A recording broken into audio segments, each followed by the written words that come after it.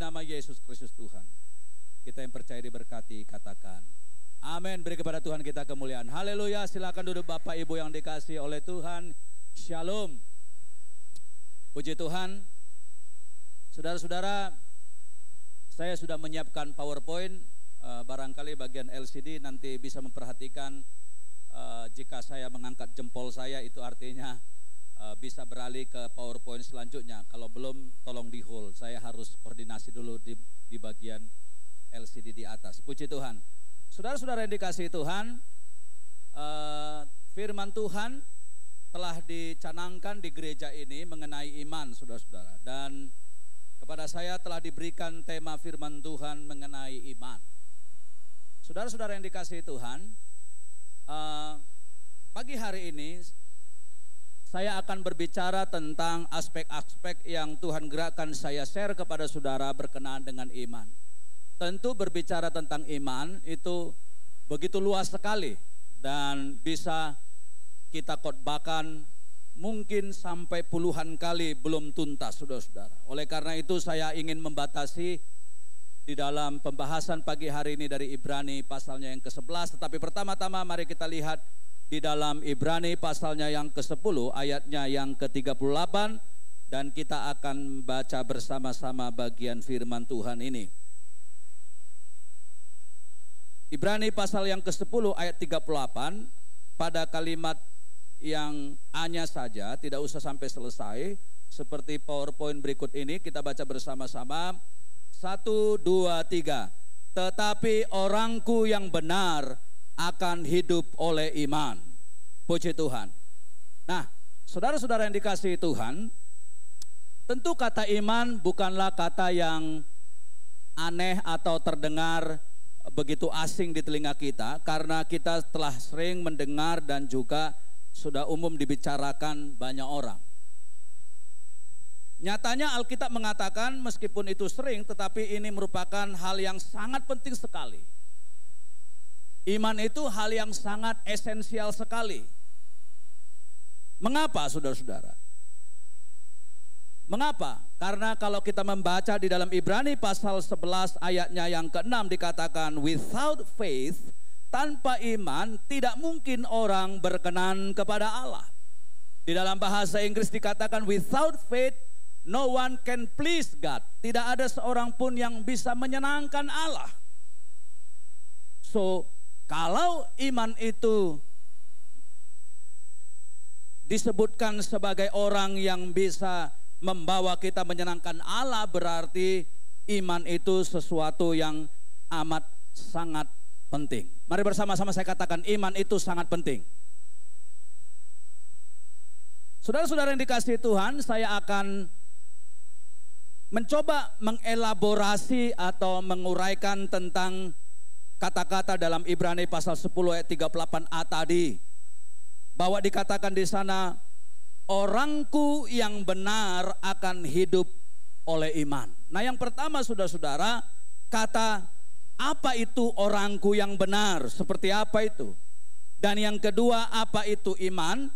Dan yang ketiga, bagaimana orang benar itu seharusnya hidup oleh iman? Nah, saudara-saudara, yang pertama yaitu orangku yang benar.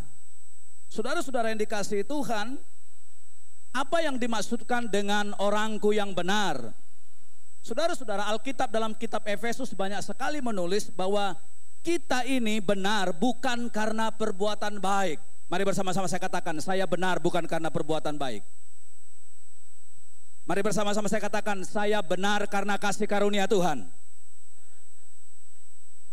Yes, saudara-saudara, tetapi selain dikatakan Alkitab bahwa orang benar itu karena kasih karunia Tuhan atas pekerjaan Kristus, definisi yang kedua, orang benar juga disebutkan sebagai yang melakukan tindakan penuh keyakinan terhadap apa yang sudah dikerjakan Allah. Nah, ingat Abraham dikatakan karena ketaatan Abraham maka Allah memperhitungkan itu sebagai kebenaran. Jadi Abraham itu disebut sebagai orang benar bukan semata-mata karena dia tanpa kekurangan dan tanpa noda, tetapi karena tindakannya itu sebagai dikatakan orang benar. Nah, yang ketiga, kalau kita berbicara tentang benar, ternyata mari kita membuka dalam 2 Petrus pasalnya yang ketiga, 2 Petrus pasalnya yang ketiga. Dikatakan begini, saudara-saudara. 2 Petrus pasal yang ketiga,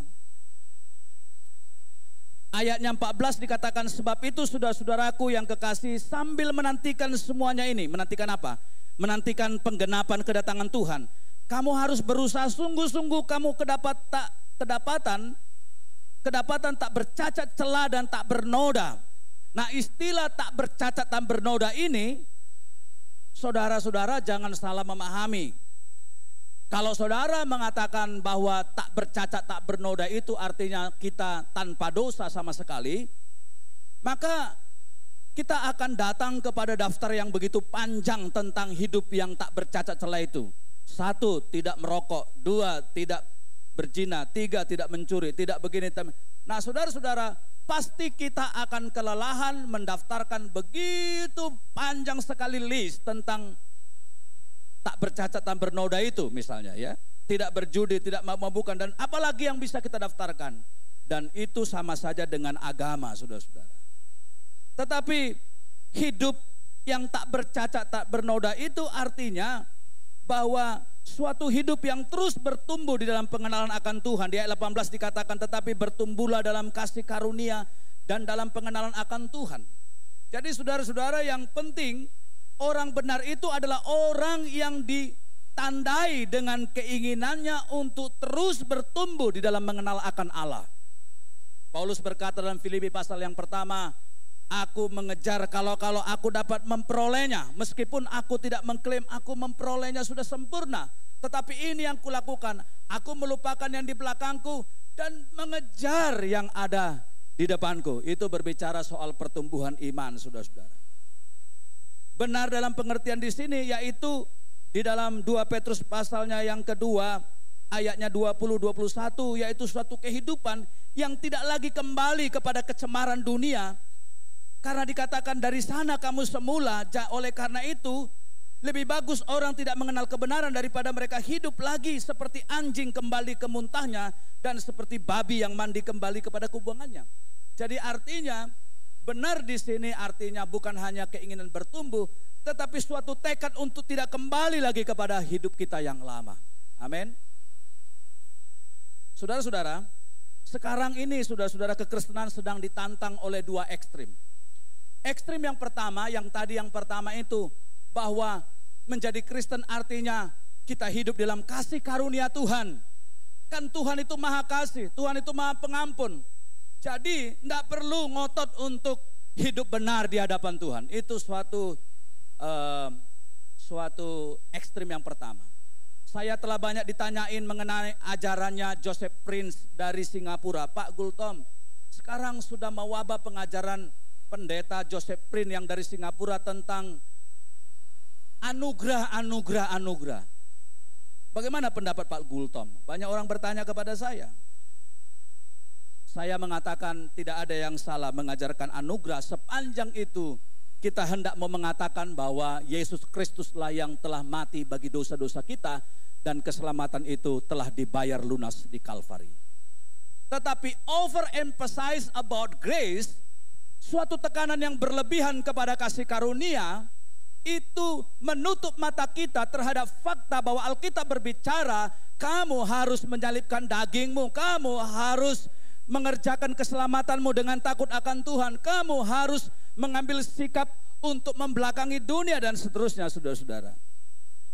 Jadi ekstrim yang pertama yang kita lihat, selalu hidup dengan iman adalah hidup dalam kasih karunia. Tetapi ekstrim yang kedua, saudara-saudara, kita juga mendengar, bahkan saya mendengar di radio siaran RPK, saudara-saudara, ada pengajaran yang kayaknya kok sorga itu begitu sulit sekali. Dia mengajarkan tentang kekudusan yang begitu strict. Tidak boleh begini, harus begitu, harus begini, harus begitu. Saudara-saudara, itu suatu pengajaran yang juga tidak benar. Karena itu kita mengembalikan kepada semangat Taurat lagi, saudara-saudara, agama. Jadi saudara-saudara yang dikasihi Tuhan, yang benar adalah bagaimana suatu kehidupan yang mensyukuri anugerah Tuhan, tetapi di sisi lain ada suatu hidup yang bertumbuh dalam pengenalan akan Tuhan dan berkomitmen untuk tidak kembali kepada kubangan yang lama. Nah, saudara-saudara, kembali kepada kata iman, saudara-saudara, dalam bahasa Ibrani kata kerja iman itu adalah betul. Kata Ibrani kata kerjanya yaitu aman. Maka iman itu bisa dikatakan aman dan amin. Mari bersama-sama saya katakan, iman itu aman dan amin. Ayat yang pertama Ibrani pasal 11 berkata bahwa iman itu adalah dasar dan bukti. Dalam bahasa Inggris dikatakan, now faith is being sure of what you hope for and certain of what you do not see. Perhatikan di sini ada kata sure and certain. Sebenarnya dalam bahasa Indonesia itu yakin dan pasti itu satu kata, tetapi dalam bahasa Inggris dibedakan bahwa iman itu ternyata adalah sure, yakin, dasar, certain, kepastian yang sudah definitif. Jadi kalau kita punya iman, yaitu berbicara tentang tadi apa itu iman. Nah, yang pertama tadi saya sudah mengutarakan apa definisi tentang orang benar. Dan yang kedua sekarang apa itu iman. Nah, iman itu adalah suatu fondasi di dasar keyakinan yang sungguh-sungguh terhadap janji-janji Allah. Nah, saudara-saudara yang dikasihi Tuhan, bukan keyakinan atas perasaan kita, tetapi keyakinan atas janji-janji Allah. Mari bersama-sama saya katakan, keyakinan atas janji-janji Allah. Jadi saudara-saudara, iman itu bukan digantungkan kepada perasaanku. Kalau lagi perasaanku enak, maka berarti imanku lagi luar biasa. Kalau perasaanku lagi sedih, lagi penuh pergumulan, lagi berat, berarti itu imanku lemah. Bukan, saudara-saudara. Iman tidak bergantung kepada perasaan kita, tetapi iman bergantung kepada apa yang dijanjikan Allah. Iman juga ternyata sesuatu yang harus dikembangkan, ditumbuh kembangkan. Roma mengatakan bahwa iman itu muncul karena mendengar firman Allah. Itu sebabnya semakin banyak kita mendengar, melakukan firman Allah, maka iman kita semakin bertumbuh. Dan oleh karena itu kita harus mengerti bahwa iman itu adalah didasarkan kepada keyakinan yang sungguh terhadap janji-janji Allah. Sekarang hal yang ketiga. Kalau saya sudah mengutarakan tadi dengan cepat, maaf kalau saya tadi cepat-cepat karena ada tekanan saya di poin yang ketiga. Yang pertama tadi yaitu definisi orang benar. Yang kedua, definisi tentang apa itu iman. Dan yang ketiga, how faith works. Bagaimana iman itu bekerja. Bagaimana orang beriman yang benar itu melakukan imannya. Nah, yang pertama saudara-saudara, ternyata di ayatnya yang ketiga Ibrani pasal 11. Mari kita buka bersama-sama Ibrani pasal 11. Ayat yang ketiga dikatakan, karena iman kita mengerti. Mari bersama-sama katakan, karena iman aku mengerti. Ini penting sekali berbicara iman. Saudara-saudara, kesulitan kita berdebat dengan orang-orang Islam tentang kristologi, tentang Tritunggal, tentang Alkitab, tentang macam-macam saudara-saudara, karena dasarnya salah. Kita pikir kita itu paham dulu segala sesuatu secara knowledge. Kita mengerti dulu secara pengetahuan tentang semua teologi, semua jawaban, semua hal, baru kita beriman. Itu sesuatu yang salah. Tetapi saudara-saudara, yang benar adalah percaya dulu, baru nanti Anda memahami. Itulah iman. Definisi teologi yang paling klasik dan paling agung yang pernah diungkapkan oleh Bapak Gereja yang bernama Anselmus dari Canterbury pada 1033 sampai 1109. Dalam bahasa Latin dia berkata, credo ut intelligam. Artinya faith seeking understanding. Iman dulu baru pemahaman. Iman yang mencari pemahaman. Bukan paham dulu baru percaya, tetapi percaya dulu baru memahami. Saudara-saudara, Saya mengatakan sama orang Islam, saya percaya Yesus dan pekerjaannya bukan karena saya sudah memahami semua tentang dia. Tetapi saya letakkan dulu iman kepercayaan saya, baru kita memahami mengapa kita percaya kepada pekerjaan Allah di dalam Yesus Kristus. Nah, oleh karena itu jangan dibalik saudara-saudara. Iman dulu baru mengerti. Ini penting sekali.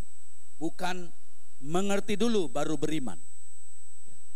Dan sampai kapan kita bisa mengerti? Dan karena kita tidak pernah mau mengerti, maka kita tidak akan pernah beriman. Nah, yang kedua, bagaimana iman itu bekerja? Mari kita lihat ayat 11. Maksud saya ayatnya yang ke-6, pasal yang ke-11. Ibrani 11 ayat 6b dikatakan begini. Sebab barang siapa berpaling kepada Allah, ia harus percaya bahwa Allah ada. Mengapa iman itu dikaitkan dengan keyakinan bahwa Allah itu eksis dan dikatakan dan ia memberi upah kepada orang yang sungguh-sungguh mencari dia. Saudara-saudara, banyak orang beriman tapi dalam hidupnya seolah-olah Allah itu tidak eksis. Allah itu tidak ada. Buktinya dari mana Pak Gultom? Ya tentu saudara tidak mengatakannya itu melalui mulut atau verbal. Tetapi perilaku kita yang banyak sekali memakai logika kita, memakai kekuatan kita, dan memberhalakan uang, memberhalakan segala macam. Bahkan kita seolah-olah kita hidup 1000 tahun lagi. Dari cara-cara hidup kita telah menunjukkan seolah-olah Allah itu tidak eksis. Allah itu tidak pernah ada. Tetapi orang beriman itu harus percaya Allah itu ada dan memberi upah. Jika percaya Allah itu eksis, maka kita juga percaya bahwa Ia adalah pemilik hidup dan pengendali sejarah dunia ini. Amin. Dia adalah pemilik kehidupan ini. Oleh karena itu saudara-saudara, Dia juga pengendali sejarah dunia ini. Tidak usah takut dengan apa yang terjadi dalam dunia ini, sebab Tuhan itu di dalam kontrol yang berdaulat terhadap sejarah dunia ini. Dan jika Allah eksis, maka Dia akan memberikan pembalasan dan memberi upah kepada orang yang setia kepada Dia. Dan yang ketiga, saudara-saudara, iman benar-benar disebut iman bila ada tindakan ketaatan. Ibrani pasal 11 ayat 8a dikatakan begini. Karena iman Abraham taat. Mari bersama-sama saya katakan, karena iman aku taat. 1, 2, 3. Ketaatan tidak disebut ketaatan sampai dikerjakan. Yakobus berkata, iman tanpa perbuatan adalah mati. Saudara-saudara yang dikasihi Tuhan, orang beriman tidak meniadakan suatu pekerjaan untuk mentaati Tuhan di dalam hidup ini.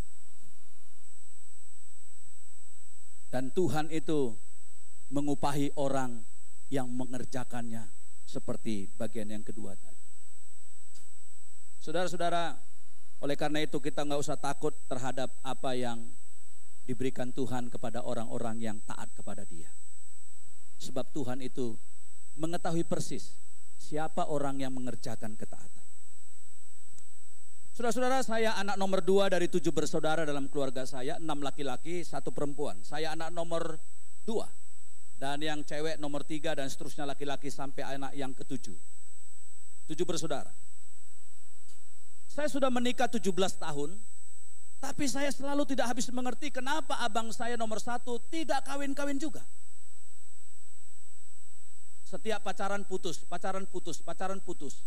Sudah pernah, udah ketemu keluarga, bikin acara adatnya, menentukan tanggal berapa pernikahan, gedungnya sudah dirancang, diberkati di gereja mana, tanggal berapa, tiba-tiba bubar barisan.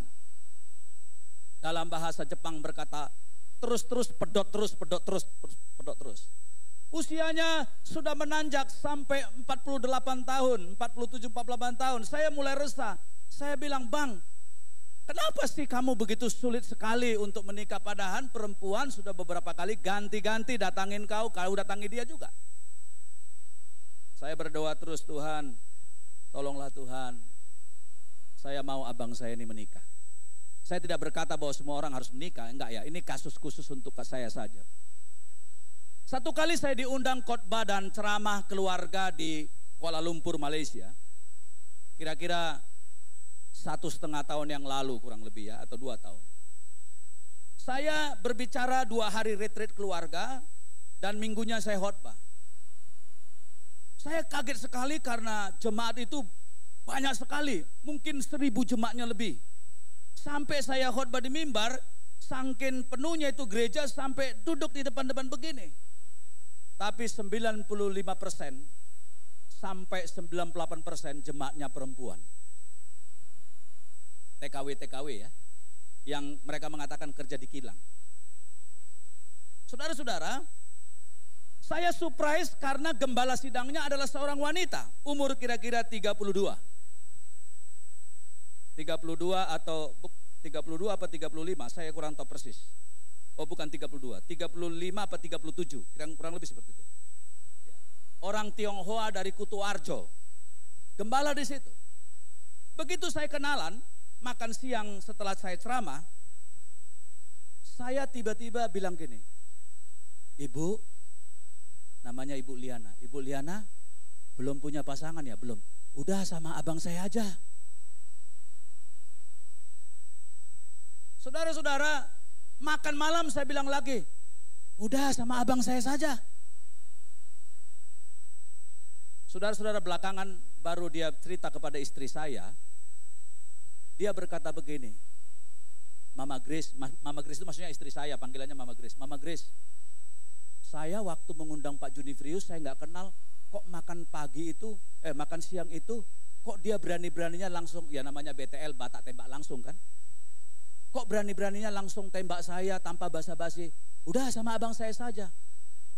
Lalu saya bilang gini sama Tuhan, kata Ibu Liana ini, Tuhan, kalau sampai Pak Junifrius ngomong soal abangnya 3 kali berarti dari Tuhan. Saudara-saudara, waktu saya sana, saya ngomong bukan 3 kali, 4 kali saudara-saudara. Dan puji Tuhan, beberapa bulan yang lalu mereka menikah. Beri kepada Tuhan kemuliaan. Jadi sukses juga saya jadi mak comblang saudara-saudara. Sekarang mereka mengembalakan merintis gereja di Bali. Mereka berdua beberapa bulan yang lalu diberkati di Kutuarjo saudara-saudara. Puji Tuhan. Saya sudah mencomblangin 3 pasangan suami istri saudara-saudara seumur hidup saya. Jadi kalau ada di sini yang belum menikah, tolonginlah ya pengurus supaya comblangin mereka. Haleluya. Jadi artinya saudara-saudara, nggak usah ajari Tuhan bagaimana Tuhan membuka jalannya. Dalam konteks kakak ipar saya itu, ya saya lah dipakai Tuhan untuk bilang begitu. Dan rupanya dia minta tanda-tanda dari Tuhan. Kalau Pak Junifrius ngomong sampai 3 kali, berarti dari Tuhan. Betul-betul saya ngomong 4 kali, makanya dari Tuhan saudara-saudara. Baik. Saudara-saudara, ketaatan adalah melakukan yang diperintahkan oleh Allah. Apakah itu masuk akal atau tidak? Hanya orang yang taat yang melihat kuasa Allah. Amin. Saudara-saudara, Yesus dalam Injil banyak sekali mengecam ketidakpercayaan sebagai musuh iman. Satu kali dia berkata, hai kamu angkatan yang tidak percaya. Jadi taat itu artinya iman harus diselaraskan juga dengan kehendak Allah. Mari kita buka di dalam 1 Yohanes pasal 5 ayat 14. Dikatakan demikian. Taat di sini artinya apa? Selaras dengan kehendak Allah. Mari bersama-sama saya katakan selaras dengan kehendak Allah. 1 Yohanes 5 ayat 14 berkata, dan inilah keberanian percaya kita kepadanya. Kita meminta sesuatu kepadanya menurut kehendak saya. Begitu? Menurut kehendaknya. Saudara-saudara, saya terlalu percaya iman tanpa perbuatan adalah mati, diekspresikan dengan perbuatan di situ artinya kemauan kita mengerjakan apa yang menurut Allah itu baik. Saudara-saudara, Alkitab sudah mengatakan bahwa rahasia hidup kita ini bahagia adalah 2 faktor. Yaitu faktor Tuhan yang secara berdaulat memberkati dan faktor kita yang mengerjakan sesuatu menurut kehendaknya. Misalnya, Tuhan sudah berkata dalam 1 Timotius pasal yang ke-6, kalau ada makanan dan pakaian dan istilahnya basic needs, kebutuhan mendasar itu tercukupi, Alkitab mengatakan sudah harusnya kita mengucap syukur. Tapi karena kecenderungan orang mau kaya, mau cepat kaya, sehingga dia menghalalkan segala cara dan jatuh kepada rupa-rupa pencobaan. Nah, berarti saudara-saudara, kebahagiaan itu karena kita nggak mentaati kehendak Allah. Kehendak Allah adalah supaya kita ini hidup bijaksana. Tetapi kita sendiri seringkali tidak menurut kehendak Tuhan. Sehingga kita berhutang tanpa kendali sehingga membuat kita tidak berbahagia. Saudara-saudara, iman tidak meniadakan ketaatan kita mengerjakan apa yang menjadi kehendak Allah. Dan kehendak Allah adalah supaya kita menjadi orang yang bertanggung jawab. Saudara-saudara yang dikasihi Tuhan, yang terakhir poinnya yang keempat, bagaimana iman itu bekerja? Mari kita melihat Ibrani pasal yang ke-11, ayatnya yang ke-13. Ibrani pasalnya yang ke-11, ayatnya yang ke-13. Dalam iman mereka semua ini telah mati sebagai orang-orang yang tidak memperoleh apa yang dijanjikan itu. Ayatnya yang ke-39. Dan mereka semua tidak memperoleh apa yang dijanjikan itu, sekalipun iman mereka telah memberikan kepada mereka suatu kesaksian yang baik. Menurut saya ini sesuatu yang paradoks. Ini sesuatu yang benar-benar seolah-olah bertentangan. Kok orang beriman tidak mendapatkan apa yang telah dijanjikan kepada mereka? Poin yang keempat adalah karena orang benar, orang yang beriman itu memiliki target tertinggi, yaitu kemuliaan sorga yang kekal. Nah, kalau saudara baca Ibrani pasal 11 di mana dia mendaftarkan tokoh-tokoh iman di sini, dikatakan dalam iman mereka semua ini, siapa semua ini? Tokoh-tokoh iman itu ternyata mati sebagai orang yang tidak memperoleh apa yang diinginkan mereka.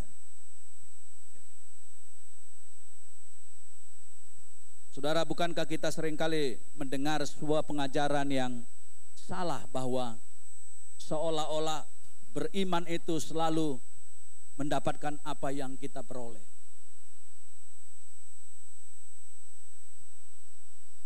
Nah, kenapa itu sudah terjadi? Karena pemahaman kita selama ini berpikir bahwa iman artinya formula bim salah bim yang dapat memerintahkan Allah melakukan apa saja yang kita mau. Tapi ternyata Rick Warren berkata bahwa Allah lebih berminat kepada karakter kita ketimbang membuat kita bahagia secara duniawi.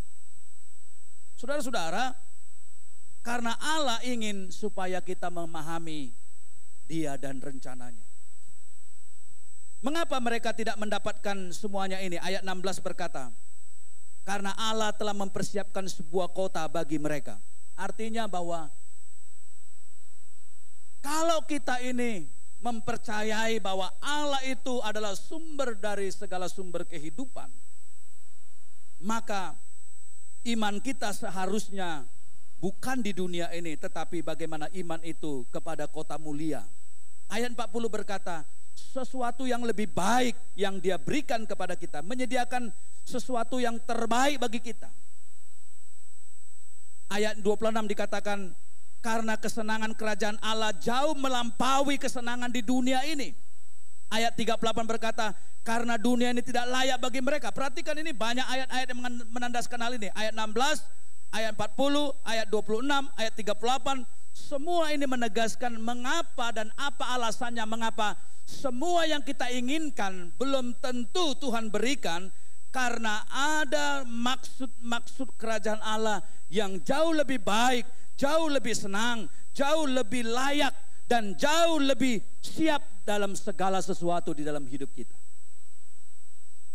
Saudara-saudara, mengapa saya termasuk orang yang ikut prihatin dengan sebuah kesaksian di YouTube yang menurut saya cukup tidak teologis dan juga tidak bijaksana.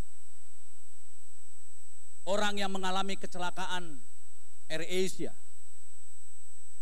lalu ada orang yang selamat dari celaka itu, lalu dia dipandu oleh seorang hamba Tuhan di YouTube, lalu berkata, saya itu tidak celaka karena saya beriman kepada perjamuan kudus dan minyak urapan.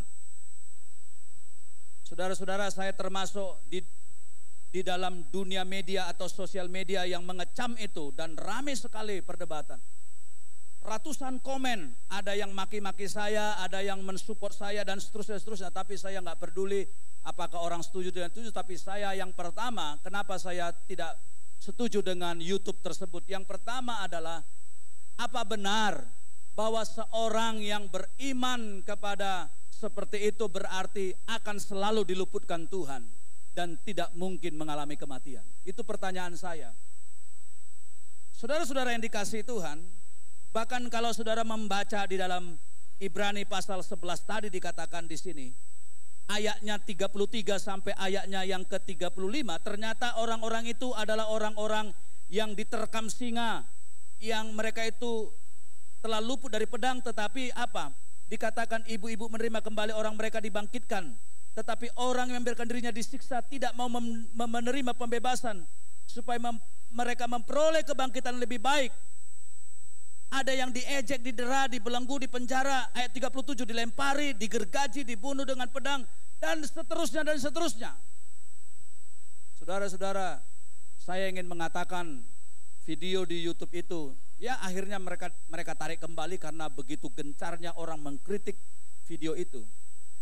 Saudara, kalau saudara diluputkan dari kecelakaan, tidak salah kita mengucap syukur kepada Tuhan. Bukankah Alkitab mengatakan mengucap syukurlah dan bersaksilah terhadap apapun yang kita alami, bukan hanya dalam kesenangan dan kesembuhan, tetapi dalam penyakit dan kesulitan pun tidak ada alasan kita tidak mengucap syukur kepada Tuhan. Silakan aja bersaksi di gereja untuk berkata, kali ini Tuhan mengizinkan aku hidup dan aku bersyukur untuk itu. Tetapi kalau kemudian didramatisasi, oh kami ini bebas karena kami punya gereja itu melakukan perjamuan kudus seperti ini, minyak urapan seperti ini. Pertanyaannya, 45 lebih jemaat Pak Philip Mantova meninggal di pesawat itu, dan beberapa orang Katolik dan 5 jemaat GKI adalah pendetanya teman saya di Surabaya. Apakah mereka itu celaka hanya gara-gara mereka tidak jemaat dari gereja yang mengklaim seperti itu? Itu pertanyaan yang harus jujur kita jawab. Mengapa saya tidak setuju dengan video itu? Yang kedua, saudara-saudara, mereka tidak sensitif dengan perasaan menduka yang mendalam dari keluarga korban dan juga bangsa Indonesia secara umum. Dalam situasi yang berduka seperti itu, ada video yang menampilkan dramatisasi seperti itu. Bukankah ini suatu roh yang tidak peka terhadap empati yang mendalam terhadap orang-orang yang mengalami itu? Kalau kita ada dalam keluarga yang mengalami itu, pasti hati kita begitu terkoyak-koyak melihat dramatisasi seperti itu. Dan yang ketiga, mengapa saya mengkritik video itu? Karena kalau mereka mengatakan itu intern di gereja mereka, saya tidak punya urusan. Itu urusan tradisi gereja mereka, itu urusan doktrin gereja mereka. Tetapi once kita upload di Facebook atau once kita upload di YouTube, berarti saudara-saudara, itu menjadi tanggung jawab global orang percaya untuk memberitahu. Kenapa? Karena kelakuan kita di dunia media, kelakuan kita di dunia maya maksud saya, dan kelakuan kita di YouTube seperti itu bukan tidak mungkin mengakibatkan kerugian pada tubuh Kristus yang lain. Oleh karena itu saudara-saudara, saya ikut merasa mengingatkan cara-cara yang barbar seperti itu. Bukan karena kritik saya kepada doktrin gereja mereka, itu urusan mereka. Tetapi bagaimana standing posisi mereka di dalam publik. Bukankah kesaksian kita yang ceroboh seringkali mengakibatkan kerugian bagi gereja Tuhan yang lain? Misalnya ada orang Kristen yang membakar Al-Quran di Amerika, saudara-saudara. Itu telah mengakibatkan marahnya orang-orang Islam fundamentalis dan membakar banyak gereja di bagian-bagian negara yang lain. Hanya gara-gara ulah satu orang yang membakar Al-Quran di Amerika, saudara-saudara. Jadi hati-hati waktu kita menampilkan kesaksian kita di YouTube seperti itu. Saudara-saudara yang dikasihi Tuhan, kita harus percaya bahwa iman itu artinya kalaupun kita tidak memperoleh apa di dalam dunia ini, Tuhan telah menyediakan yang terbaik bagi hidup kita. Yang tidak hangus oleh api, yang tidak akan punah oleh apapun. Suatu kota yang mulia, yang luar biasa. Saudara-saudara, kalau Tuhan luputkan kita dari celaka, kita harus tahu, Alkitab mengatakan, lebih berbahagia orang yang beralih dari dunia ini ketimbang kita yang tinggal dalam dunia ini. Bukankah Paulus berkata bahwa mati itu keuntungan? Berarti apa? Berarti orang-orang percaya yang mengasihi Tuhan yang telah meninggal dunia dengan kecelakaan Air Asia itu, seharusnya itu kita harus melihat mereka-mereka itu sebagai orang yang jauh lebih berbahagia karena mereka sudah terluput dari kesusahan, dari macet, dari apa lagi, dari stres. Mungkin mereka punya utang, sekarang sudah otomatis lunas utangnya. Mungkin mereka punya banyak kesulitan-kesulitan. Begitu mereka sudah beralih dalam dunia ini, mereka sudah happy selama-lamanya. Artinya yang mau saya katakan adalah setiap orang yang beriman harus baca Ibrani pasal 11 ini bukan out of context, tetapi whole verses, semua ayat-ayat ini, termasuk ayat yang tidak enak di telinga kita, yaitu bahwa mereka tidak memperoleh semua yang mereka dambakan di dunia ini. Tetapi bukan berarti Tuhan tidak mengasihi kita. Kalau Tuhan mengizinkan kita mengalami kesulitan-kesulitan, dan saya percaya satu waktu kita akan beralih dari dunia ini. Kalau Tuhan mengizinkan itu, tidak ada alasan untuk kita mempertanyakan kasih Tuhan. Itu artinya Dia telah sediakan bagi kita sebuah kota yang mulia, yang tidak layu oleh zaman dan waktu. Oleh karena itu, saudara-saudara yang dikasihi Tuhan, hiduplah oleh iman, maka kita hidup di dalam kehidupan yang berbahagia. Tetapi bukan hanya di sini, tetapi dalam kerajaan sorga, orang yang beriman telah disiapkan sebuah mahkota yang begitu mulia. Mari kita tunduk kepala bersama-sama.